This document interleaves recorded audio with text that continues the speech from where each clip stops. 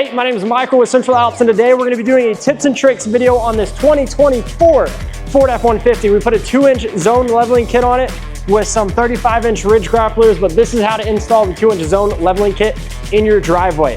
The most important thing, the biggest tip that we have for you, you're going to read the instructions. It's going to tell you to disconnect the upper control arm bolt. It's going to tell you to disconnect the tie rods, disconnect the sway bar links, remove your strut bolt.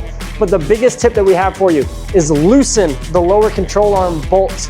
If you loosen these lower control arm bolts, it'll make it easier to get the strut in and out of the truck.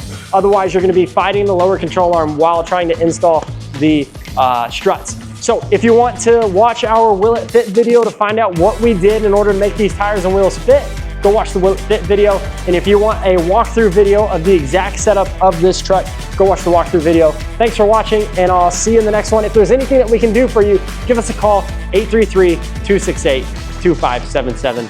Thanks for watching. I'll see you in the next one.